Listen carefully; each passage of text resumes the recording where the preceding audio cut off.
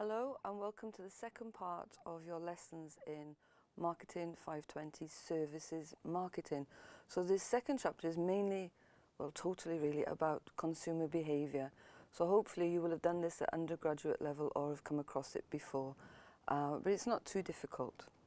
It's just looking at the distinct differences in consumer behaviour with services in mind compared to products in mind. So what we know about consumer behaviour is that there are three stages to how a consumer consumes the service or product. So that's the pre-purchase stage, before they're going to buy something, the service encounter stage, when they're actually using the service that they want, and the post-encounter stage, that is after the service has taken place. So we look at these in turn.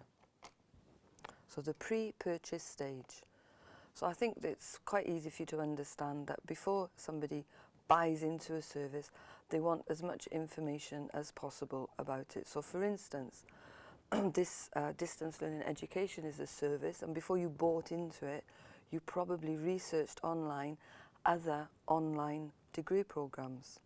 So you need a solution and you want to evaluate that service, but there's some risk involved. So for instance, maybe you decided to choose Near East because it's a very large university. Maybe you had some experience of it. Maybe you knew somebody who would actually come to this place.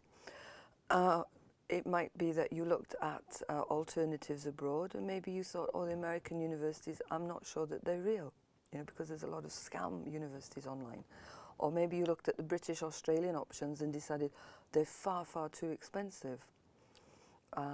There's many factors involved before a consumer actually decides to purchase into a service.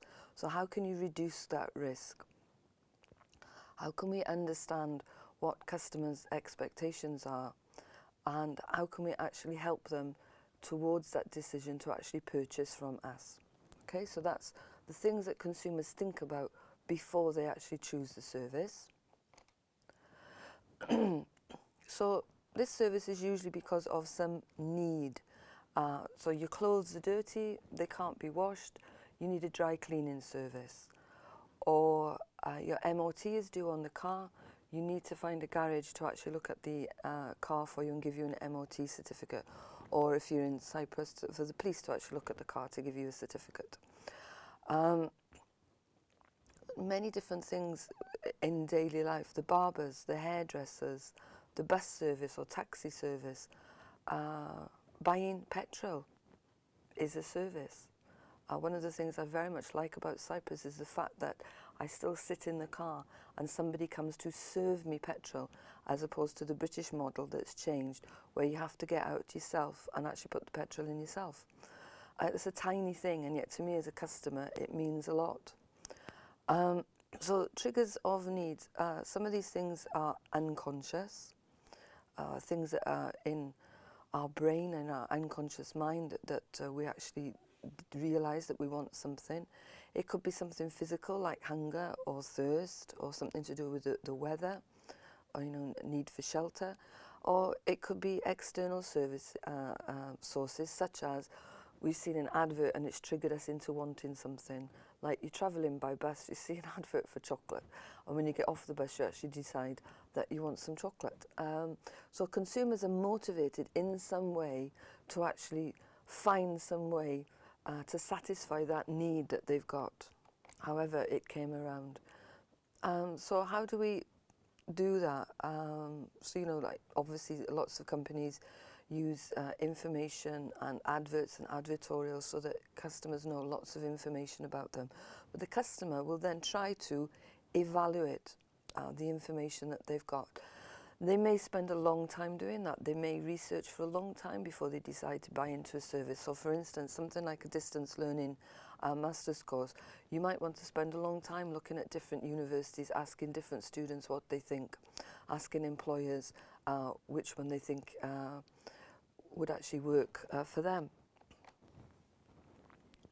So when it's for a product, you can actually pick that product up, touch it, think about it and decide if you want to buy it, such as when we're buying shoes. But when we're buying a service, it's a little bit more difficult to evaluate. So, you know, let's imagine that we're thinking about a restaurant. So location might be important, the type of restaurant might be important, and price might be important, as well as the type of food. So for instance, I'm vegetarian, my boss is also vegetarian, and so when we go out to eat with other people, we're very, very awkward customers, because there's many restaurants we don't want to go to because we know on the menu there's either nothing for us or one thing for us. We prefer to go to restaurants where there's a great deal of vegetarian choice. Or you might be persuaded by word of mouth. Like there's some people, if they tell me they went to restaurant X and they had a fabulous meal, I would actually believe them. The other people have different tastes, different expectations. So I have a neighbour, when she tells me that a restaurant's very good, I will actually avoid it because I really don't like the same sort of things as her. So we don't know before how much we're going to enjoy the food. We don't know what the service is going to be like, and we don't know what the atmosphere is going to be like either. And so we're looking at attributes. Like in the UK, restaurants and cafes have a sticker in the window telling you how they passed a hygiene test. And so obviously you might not want to eat in a restaurant or cafe where they got very low marks from the local council about being hygienic. Or if you're in Cyprus, you might want to know that it's actually a legal establishment, that the council have been and inspected the kitchens and things like that, which you will know by something on the wall expressing this. So how do we actually do this evaluation? So this is a very nice diagram that you can see, showing us really the difference between goods and services and how you evaluate. So goods, products, they are easy to evaluate because, as I said earlier, you can touch them, you can pick them up, or if it's a car, you could sit in it. And so the things listed there are clothes, furniture, vehicles, and food. Because again, if you're shopping at a supermarket, before you buy a tomato, you'll decide what type of tomato do you want. And even if it's the right type, just because the colour or blemishes on it, you might actually decide not to buy it. And so you're physically looking at these things. Then there's some things in the middle between goods and services where it's a little bit more difficult to actually evaluate before you decide on it. So such as entertainment. You might decide to go and see a film. You might like the actors, you might like the director, you might like the story. But when it's all put together, maybe it doesn't work for you and you don't enjoy that film. Or you decide to go bowling and you either really enjoy it or you don't. Going to the barbers for a haircut or to the hairdressers for something. So I think for women and men, actually trying out a new barber or hairdresser is actually very stressful and could be risky. Fertilizer for the lawn, you're not really sure if it's going to work, and it's going to take a long time for you to realise if it's going to work or not. So for instance, actually it's not really a service. I bought flowers in a pot the other day, imagining that they were spring flowers and that I was going to have these very pretty hyacinths today, and in fact they're not hyacinths, and so I'm very, very disappointed. And so we look at that later, you know, like how the consumer feels after they've actually consumed these services. So there's some services very difficult to actually evaluate, such as surgery. It is extremely difficult in private healthcare to know that you're going to the right doctor. Selecting legal services, how do you actually select a lawyer if you don't know any? I've already mentioned quite a lot today education services, and again computer repairs. I'm lucky enough that I've actually never had anything repaired on any of my computers, but it can be very difficult and you can get in a bit of a mess. So let's move on. So we're looking at the risks here of buying into and using these services. So it could be functional, it doesn't do what it says. There's an unsatisfactory performance outcome, such as I use the dry cleaners in Cyprus and I can still see dirty marks on my clothes and I'm very unhappy and I paid a lot of money for it as well. So there's financial, there could be extra costs. So at the moment, like my car is in the garage, it's went in for something and now 3 or 4 other things have come up and I'm quite stressed out actually about how much this is going to cost me at the garage. Temporal, wasted time, delays leading to problems. Many British people complain about how late are the buses, how late are the trains. Did the train turn up at all? This is such a problem with European people that there's actually laws for the airlines that when an aeroplane is very, very late, they have to compensate all the passengers. I think they do it on the trains in the UK as well now, that if your train is more than 2 or 3 hours late, that you can be compensated for the time delays. Because people would have made a different decision, isn't it? People take the train or plane because they think it's going to be quicker and faster. And when there's delays, it would have been possibly easier for them to get a bus or to use their own transport or to get a taxi. If time is of the essence, you know, you might feel, you know, which transport service is the best for me to actually buy into. Taxis are extremely expensive, but at least I will get there fast. Okay, there are physical risks. There could be personal injury.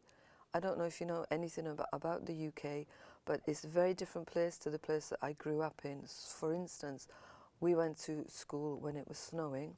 Now when it snows, they close the schools because they don't want the pupils to injure themselves when they're playing outside school or when they're actually coming to school. So Britain's become very health and safety conscious. Right through Europe, there are warnings on food products, warning customers in case they contain nuts, because many people now are allergic to nuts and can actually die, and they want to know beforehand like what's in the products. And so I think somebody was refused onto an aeroplane. They said that they had a nut allergy, and could the aeroplane not serve nuts to the other customers, because when you're on the plane you're actually breathing everybody else's air. It circulates around. Some airplanes have good filters, some don't. And the airplane company, they said, the travel company said, no, we can't do that. Even though we can not serve nuts off our trolley, we might find that a customer's brought nuts in their bag with them, and so we can't promise you that the aeroplane will be nut-free, and so they weren't allowed to travel. Psychological risks. People have negative emotions, people have fears, and they might not want to use a particular service. There are social aspects, how people might think, and so some people in the UK might not get on a bus because they might think people will think I'm poor, that I can't afford a car.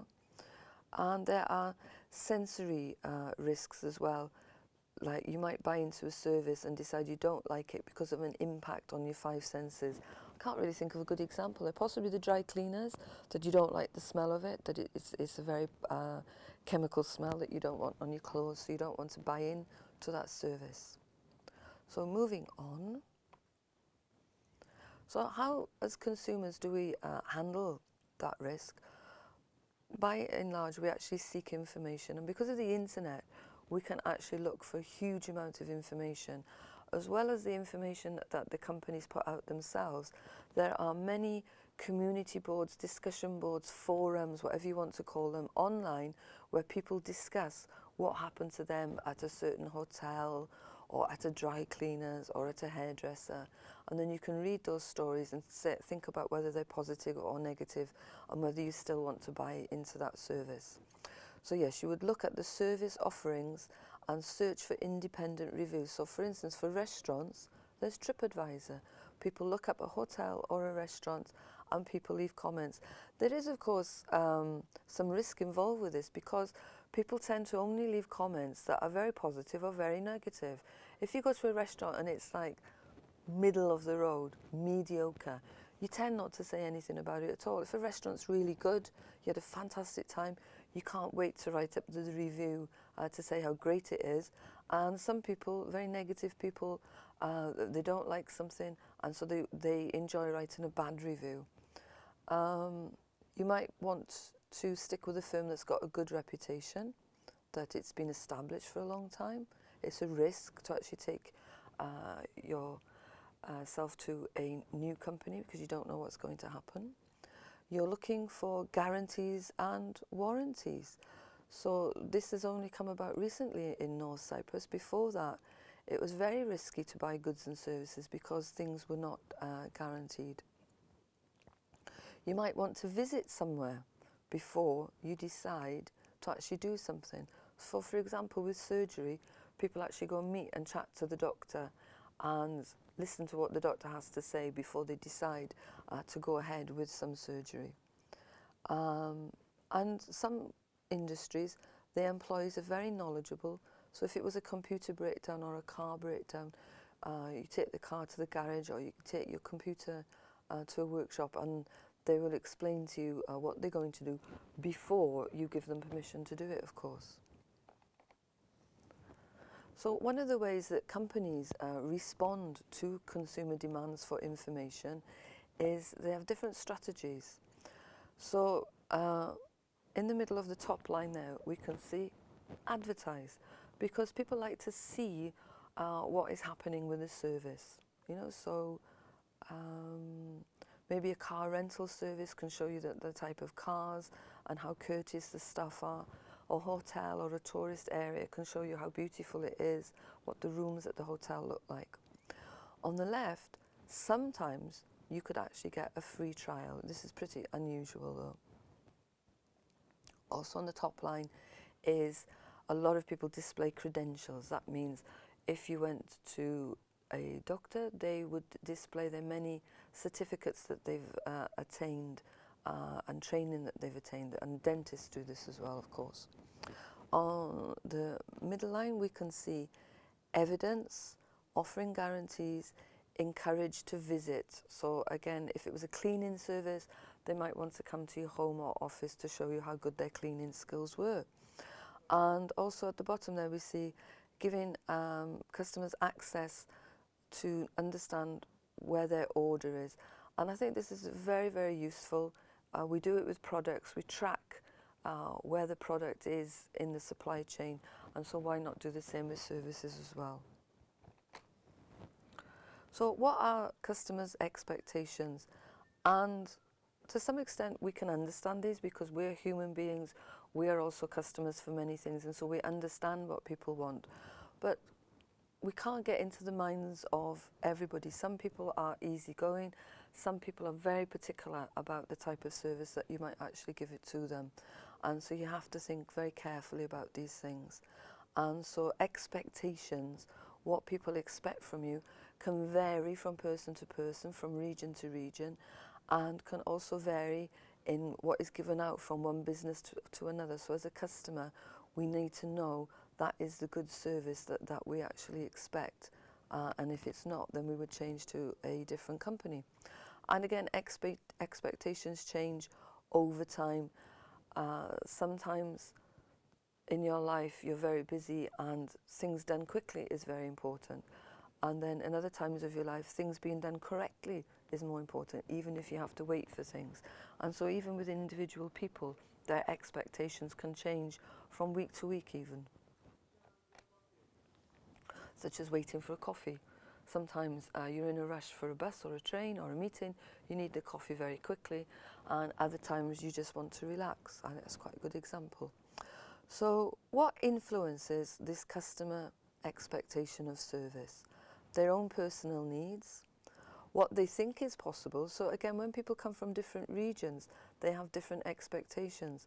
America is a country with a very high level of service, and so American tourists, when they're in foreign countries, they sometimes have a mismatch between their expectations and what is actually possible in that country. What could be altered and what the situation is as well. As I said, you know, you could be in a rush, maybe you're not in a rush.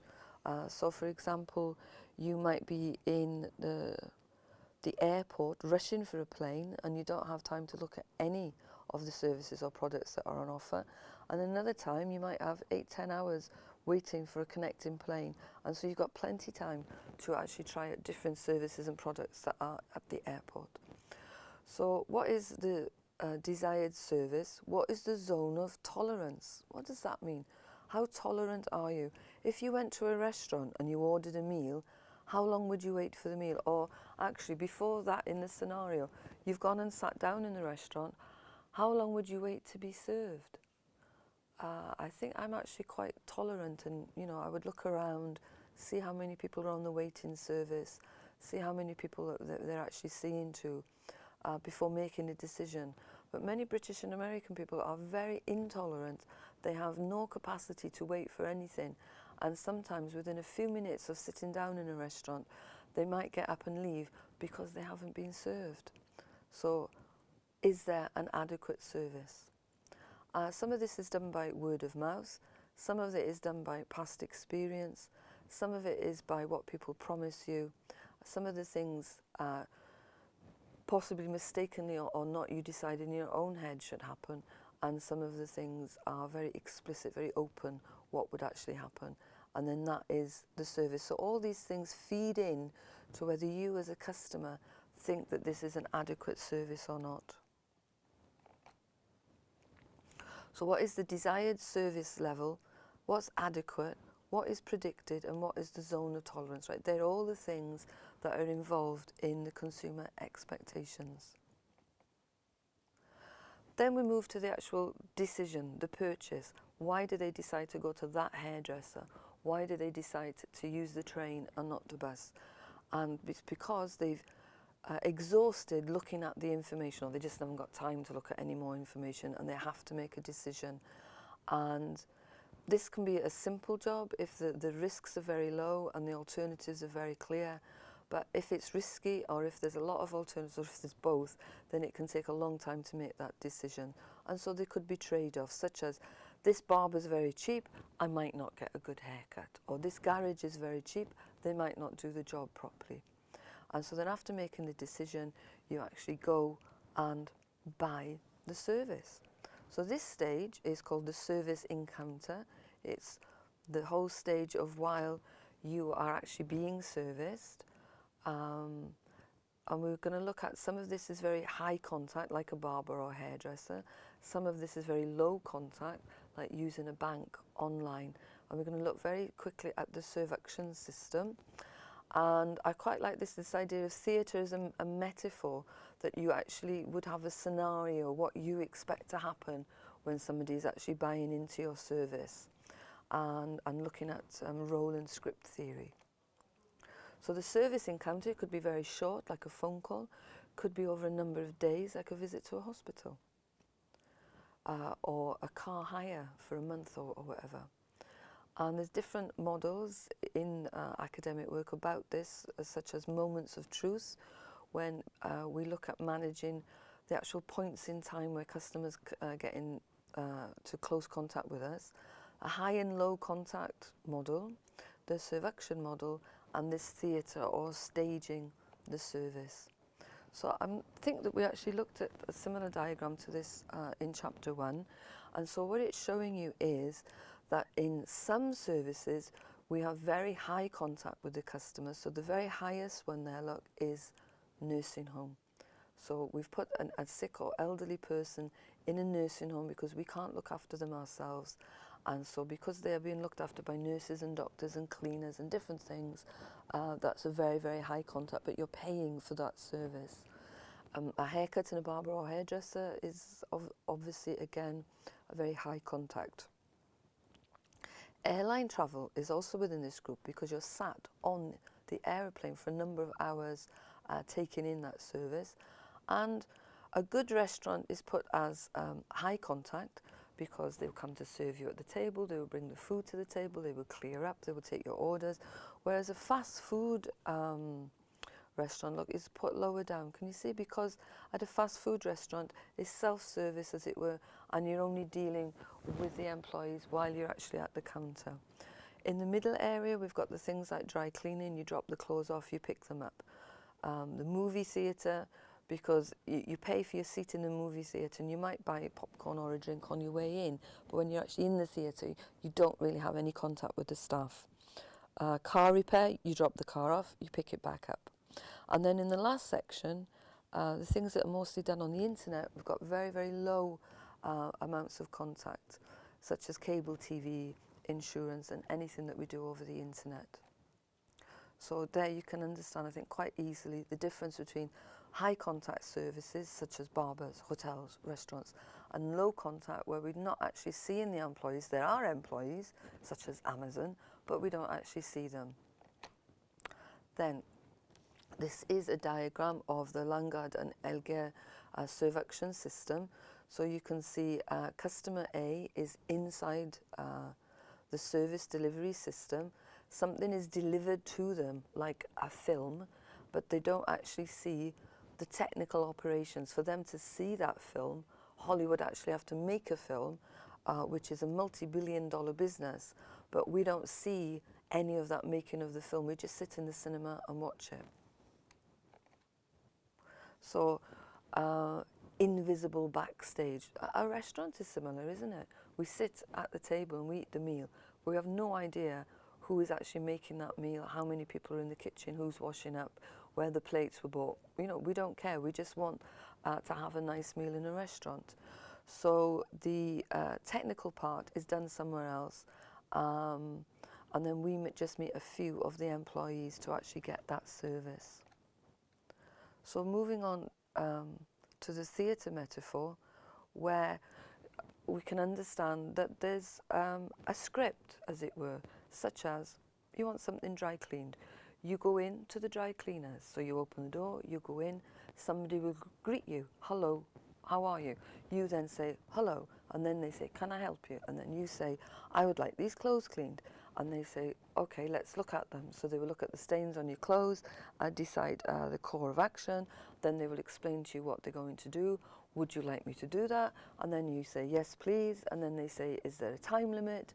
And you would answer, you know, whether you need it in an hour, in a day, or whatever. So you see, it's like a theatre, a script with actors in the script of the employees of the service industry and you and other people as the customers. And I think that's a very interesting way to train employees so they actually understand the contact that's expected with the customers. And so that would be very realistic, how you actually deliver the service. And so then we're managing the expectations and the emotions of the customer at the same time. Then after the service, the customer is going to think about what did they think about that service, how did they experience it, and would they actually go back to those people again. So they're going to have some type of judgment, whether it was good or bad, and then in the future decide about whether they're actually going to do that. Sometimes some things are way above expectation, like a fabulous meal in a restaurant or a fantastically good theatre experience, and sometimes they are less so. And so this is summarising the pre-purchase, the service itself, and then the post-encounter. The post-encounters become quite difficult, I think, for companies these days because of the internet and sharing information on things like TripAdvisor. Customers need to be far more careful, I suppose, about how they actually treat customers so that they don't get a bad reputation. Whereas before the internet, things were more or less word of mouth. You know, you wouldn't be able to find out so much information about these service companies. Okay, thank you. That's the end of chapter 2.